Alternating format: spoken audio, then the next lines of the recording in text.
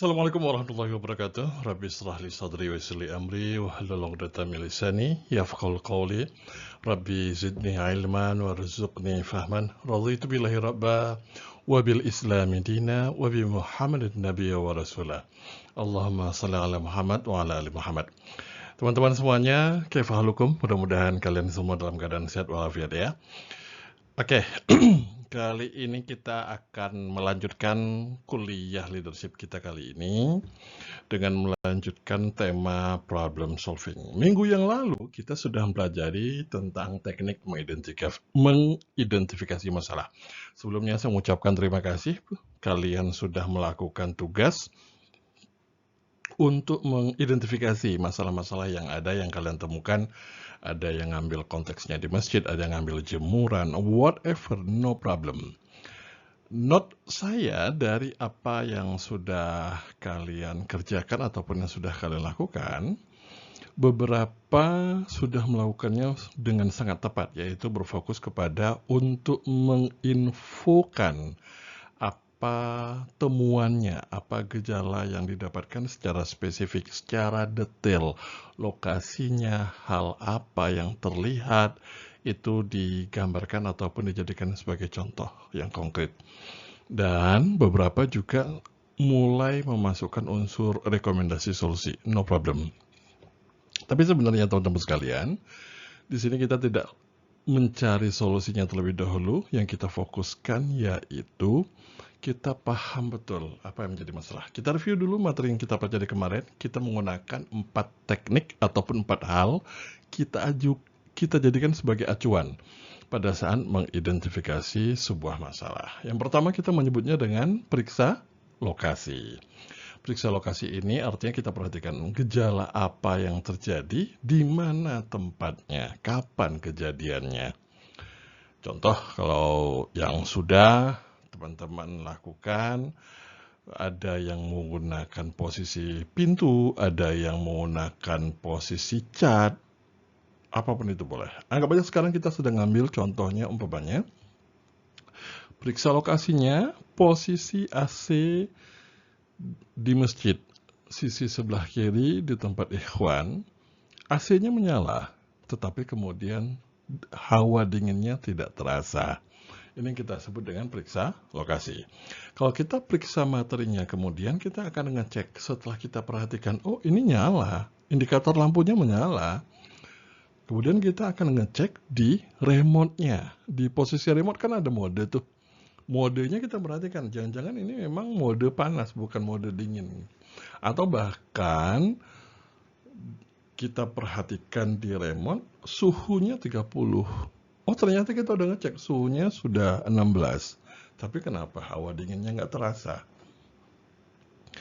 Poin nomor 3 ini teman-teman sekalian, kita periksa fakta sebenarnya. Periksa fakta sebenarnya itu arus listriknya, kemudian hal-hal yang perlu untuk kita perhatikan yang berhubungan dengan indikatornya apa aja. Kita cek semuanya. Khusus di sini, kalau kita menguasainya, paling bagus kita pahami penyebab tidak dingin itu apa aja. Tapi seandainya kita tidak memahaminya, inilah yang akan kita jadikan nanti sebagai bahan laporan. Awalnya kan cuman AC-nya tidak dingin. Diperiksa materi, AC-nya menyala, kemudian tidak dingin, lampu indikatornya menyala. Lalu kita ngelihat juga posisi di remote, modenya bukan mode panas, dan suhunya di suhu 16, tapi tetap nggak dingin. Ya, kita akan bertanya, penyebabnya banyak, apakah karena freonnya nggak ada, tapi apakah karena kemudian unsur-unsur komponen di dalam AC. Tapi karena kita tidak menguasainya, maka kita perlu cek di periksa teori ataupun SOP, atau kita sebut dengan buku manualnya apa? Mengatakan kalau sudah kondisi AC-nya itu tidak terasa hawa dinginnya. Karena kita nggak menguasai, bisa jadi nanti. Maka panggillah teknisi. Paling tidak kita sudah menemukan di kondisi di mana laporan terakhirnya situasi kondisi AC yang menyala tapi tidak dingin. Lalu apa langkah selanjutnya? Apakah langsung panggil teknisi? Tunggu dulu. Disinilah yang kita sebut dengan mencari akar masalah.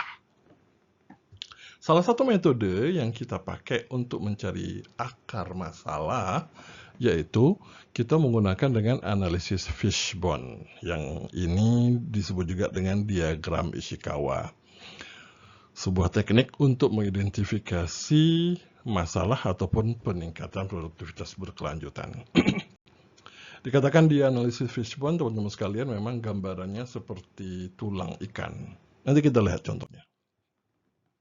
Kita pahami terlebih dahulu fondasi dan konsep dasarnya. Apa sih sebenarnya yang dimaksud dengan fishbone analysis ini? Fishbone analysis, teman-teman sekalian, dia gambaran dalam bentuk visual untuk kita bisa menemukan sebab akibat dari satu kondisi, dari satu situasi, agar kita bisa nanti mengidentifikasi, mengeksplorasi apa yang menjadi penyebabnya. Sehingga kalau kita gunakan ini dalam konteks untuk problem solving, kita akan bisa menemukan akar masalah atau root cause dalam penyelesaiannya. Dan kita akan terhindar hanya sekedar berfokus dari simptom atau gejala yang ada. Apa dampaknya? Kita akan menemukan hasil solusi yang maksimal, atau bahkan setelah kita melakukan sebuah treatment, masalahnya tidak akan berulang lagi. Jadi di sini nanti teman-teman akan mengerti apa menyebabkan sebuah masalah itu menjadi berulang. Jangan-jangan proses analisanya tidak dikerjakan ataupun dilakukan. Konsep ini dikenalkan oleh Ishikawa sendiri. Dia meyakini bahwasannya kualitas itu dimulai dari partisipasi semua karyawan dan struktur visual membuat kita bisa berpikir secara logis. Jadi dia berharap ketika penyelesaian itu butuh inputan-inputan. Dan ketika inputan pun kemudian apa yang harus diinput. Nah dari sini dia menerapkannya itu teman-teman sekalian awalnya itu di manufaktur. Jadi kalau manufaktur itu contoh kalau kita mengatakan kayak perusahaan pembuatan mobil, pabrik-pabrik yang di sana akan saling mempengaruhi antara nanti metode, SOP, kemudian alat, material, orang melakukan. Itu saling mempengaruhi untuk sebuah kualitas manajemen ataupun kinerja yang diinginkan, entah efektivitas ataupun efisiensi di sana. Kenapa kita menggunakan fishbone? Itu menjadi pertanyaan menarik di awal. Yang pertama, kita akan melakukannya itu layaknya struktur berpikir manusia. Teman-teman sekalian, nanti teman-teman kalau perhatikan fishbone ini hampir mirip dengan mind map. Cuma letak perbedaannya apa kalau dengan mind map? Mind map itu lebih kepada brainstorming untuk creativity kita apa aja memungkinkan, apa aja yang berhubungan. Tapi kalau sudah dengan fishbone memang dikategorikan ataupun kita klasifikasikan sebuah persoalan itu variabelnya disebabkan oleh apa saja. Sehingga menjadi lebih fokus dan dia lebih concern kepada unsur sebab dan akibatnya. Ini yang kita gunakan dengan fishbone. Dengan fishbone analisis pun kita akan bisa melakukan mendorong untuk menggali sampai ke akar masalah dengan menggunakan nanti pertanyaan mengapa. Ini nanti kita pakai secara khusus setelah kita tentukan terlebih dahulu fishbone-nya. Nanti kita pakai teknik yang kedua yang kita sebut dengan 5 why analysis. Dan ini otomatis kalau kita pakai fishbone, kadang-kadang datanya nggak cukup dari diri sendiri, kita bisa bertanya kepada tim yang lain, orang yang lain yang lebih mengerti ketika ada sebuah persoalan. Karena memang dia butuh brainstorming, butuh inputan-inputan ide, kemungkinan apa aja yang menyebabkan sebuah permasalahan. Nah, bagaimana metode dalam melakukan ataupun menggunakan fishbone ini, teman-teman sekalian? Ishikawa dia membaginya menjadi 6M. Teman-teman tentu sudah belajar di manajemen bersama dengan ayah, bagaimana cara penggunaan kerangka kerja 6M. Man, method, measurement, machine, material, ataupun lingkungan yang ada. Bagaimana langkahnya? Tentukan dulu permasalahan. Teman-teman sudah melakukan contohnya ini kemarin. Itu ditaruh di kepala ikannya, lalu tulang-tulang ikannya 6M tadi. Dan kemudian kita akan mencari di tulang-tulang kecil dari 6M ini, contohnya di metode, lalu kemudian apa aja variabelnya. Kita langsung aja kepada contoh konkretnya. Masalahnya AC menurun dan tidak dingin. Maka kalau kita kembali, pertama yang akan kita tentukan teman-teman sekalian, kita berfokus lebih dahulu unit mesinnya, material, metode, mother nature, measurement. Lingkungan bisa juga dipakai atau 5 hal aja juga boleh. Nggak mesti sampai 6. Kalau pakai 6 juga oke. Nah, di mesin, tulang kecil itu ini dia teman-teman sekalian. Oh, kompresornya sudah lemah, overhead, atau mati total. Apalagi ya, bisa jadi karena kipasnya, putarannya lemah. Ini kalau kita paham, kalau teknisi paham, dia bisa menjadikan ini sebagai menjadi kunci permasalahannya. Kemudian kondensernya ada kebocoran, filter udaranya tersumbat. Berarti ini hal-hal yang langsung berhubungan dengan unit AC-nya. Sehingga dia menjadi tidak dingin. Lalu kita lihat dari sisi material, bahan baku ataupun pendukung. Freonnya tekanannya bocor ataupun habis. Listrik terkelupas, soket kendor, pipa pembuangan tersumbat lendir lumut sehingga air menetes. Nah, kalau teman-teman perhatikan tentang dua hal ini, teman-teman pasti akan ingat dengan materi yang pertama yang tadi cek lokasi, kemudian cek fakta sebenarnya. Ini hampir masuk dengan cek fakta sebenarnya. Begitu sudah metode, teman-teman sekalian, jangan-jangan pengaruh juga. Ternyata ada beberapa teman-teman sekalian, kalau terlalu dekat justru dia nggak terlalu dingin. Artinya ada informasi yang mengatakan kalau kabelnya itu atau pipanya terlalu pendek, itu berdampak kepada AC-nya menjadi kurang dingin. Setting remote, modenya udah benar atau belum? Yang tadi udah sempat kita bahas di awal.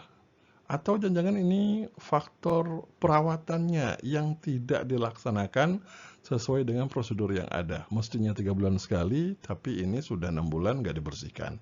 Mungkin juga disebabkan karena hal ini. Kemudian nomor 4 karena faktor lingkungan. Kita ambilnya karena faktor nature-nya. Bisa jadi memang sekarang lagi musim panas ya, wajar aja. Oh, atau kemudian kita lihat juga karena faktor AC-nya setengah PK, ruangannya kemudian sampai luasnya itu sampai 15 ataupun 20, udah pasti nggak pas. Ventilasi pintu jendela sering terbuka atau bahkan kemudian sisi dindingnya terbuat banyak dari kaca. Ini akan mempengaruhi tentang suhu ruangan. Arus kompresor melebihi batas, ini yang kita sebut dengan pengukuran. Atau kemudian tekanan freonnya saat ini menjadi berkurang, bahkan antara suhu dalam ruangan dengan realita menjadi berbeda. Ini bisa juga di faktor measurementnya. Jadi intinya teman-teman sekalian, kita nanti setelah akan ngecek ini sebenarnya ada di mana sih untuk menemukan disebut dengan akar masalah. Kita bukan hanya karena kalau tadi di awal menentukan, oh freonnya habis, nggak langsung begitu, nggak jump to conclusion, tapi kita mengeluarkan segala kemungkinan hal-hal yang menyebabkan ataupun berpotensi AC tidak dingin. Ini yang disebut dengan pendekatan fishbone analysis. Mungkin kalian akan bertanya, dari mana muncul hal ini? Bisa aja kita langsung teman-teman sekalian dari setiap poin, kenapa kemudian AC tidak dingin? Oh, karena unit AC-nya bermasalah. Kenapa? Apa yang bermasalah? Itu bisa kita tanya kemudian. Kita keluarkan ide-idenya. Kipasnya, cek kipasnya kemudian. Kondensernya, cek kondensernya. Oke, ini mungkin terlalu berat. Kita lihat ke contoh yang lain. Yang sering kita alami. Kita menemukan di tempat wudhu ikhwan. Kemudian ada keran. Airnya nggak turun, airnya nggak mengalir. Ini kita taruh di kepala. Habis itu, kita masuk di mesin peralatannya. Apa yang berhubungan dengan mesin? Kerannya macet atau rusak? Cek. Oh, enggak, kerannya oke. Ujung kerannya tersumbat kotoran. Enggak juga. Stop kerannya tertutup atau rusak. Cek lagi berarti penghubung yang menyebabkan dari toron kemudian ke airnya. Enggak juga. Pipa distribusi tersumbat ataupun bocor. Enggak tersumbat juga. Berarti secara mesin aman, enggak masuk sebagai sebuah kategori. Tapi dengan mengeluarkan hal seperti ini, teman-teman sekalian, kita jadi tahu ada kemungkinannya di bagian mesin. Apakah kemudian kita mengatakan problem selesai? No, tetap airnya belum ngalir nih. Maka kita bisa masuk ke unsur yang kedua. Sumber air ataupun mendukung, ini berhubungan dengan material. Tondonnya kosong. Dicek kemudian, ada air kok. Tekanan air dari sumber sangat lemah. Berarti ini sudah mulai karena faktor, bisa jadi juga karena mesinnya gitu. Pompa. Pompa air tidak menyala atau bermasalah. Endapan pasir lumpur mengganggu aliran. Nah, biasanya kita menemukan kalau di pondok ini karena faktor pompa tidak menyala ataupun pompa menyala tapi tidak mengangkat air ke atas. Metode, karena perawatan, SOP dalam penggunaan yang dilanggar, maintenance-nya yang tidak teratur, ada gangguan tidak dilaporkan, itu berhubungan dengan metode. Apa dampaknya kalau dengan metode? Maka ini berhubungan tentang disiplin nanti. Berhubungan tentang ketaatan dalam melakukan aturan yang ada. Itu nanti treatment penyelesaiannya berbeda tentunya setelah kita melihat apa yang sangat memungkinkan nanti menjadi kontribusi utama penyebab air tidak mengalir. Petugas lupa menyalakan, sangat mungkin dong sehingga di sini jadi kosong. Kemudian ada laporan tidak ditindaklanjuti tadi. Penggunaan keran berlebihan menyebabkan kehausan? Enggak lah. Oke, koordinasi antar petugas kurang baik? Mungkin. Atau listrik padam? Listriknya nggak padam. Sumber air menurun saat musim kemarau? Bisa jadi, maka kita akan ngecek. Tapi kan di toron tadi ada isi. Umpamanya begitu kondisinya. Lumut karat, area pipa terpapar cuaca sehingga cepat rusak. Mungkin juga hal ini terjadi berdampak dengan tadi ada yang lumutnya. Tekanan air di jalur wudhunya idealnya berapa sih? Ini kembali kepada prinsip awal yang kita lakukan.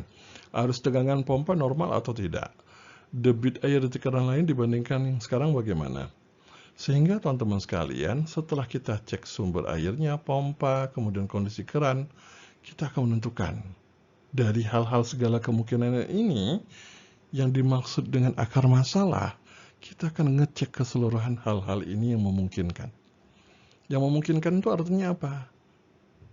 Ya, pemicu utamanya yang mana? Sangat mungkin kan begini. Oh, memang ada laporan tidak dilanjuti.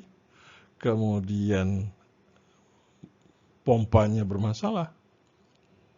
Berarti ada kondisi yang mana butuh teman-teman di pemeliharaan yang tidak dilakukan, itu termasuk variabel. Boleh kita masukkan. Karena pemeliharaan nanti termasuk pemeliharaan alat. Maka di sini kita jadikan nanti akar masalahnya yang mana. Artinya, dalam menentukan akar masalah pun, kita harus balik dengan prinsip yang awal yang kita pelajari, yaitu harus cek kondisi, periksa lokasi, kemudian fakta sebenarnya seperti apa. Itu butuh kita cross check untuk menemukan apa yang menjadi dasar permasalahannya. Inilah contoh dari fishbone analysis, teman-teman sekalian. Nah, kapan kita gunakan? Tentu ini pada saat kita ingin menyelesaikan sebuah masalah. Secara manfaatnya dalam rangka supaya solusi yang akan diambil nanti menjadi yang akurat. Penyelesaiannya lebih cepat dan masalah tidak lagi berulang. Ini penjelasan kita teman-teman sekalian, materi pembahasan kita untuk fishbone analysis. Kalau ada pertanyaan silahkan diajukan. Kira-kira teman-teman masih perlu tambahan penjelasannya tentang hal apa? Kalau sudah paham nanti tentu seperti biasa kita akan melakukan tugas untuk mengeksplorasi fishbone analysis Tugas kalian ambil salah satu aja dari 10 yang sudah kalian tulis, lalu kemudian kalian explore dengan fishbone analysis ini. Jika paham, maka silahkan melakukan dengan seperti biasa dengan kemarin itu, buat langkah-langkahnya ataupun membuat fishbone analisisnya. Assalamualaikum warahmatullahi wabarakatuh.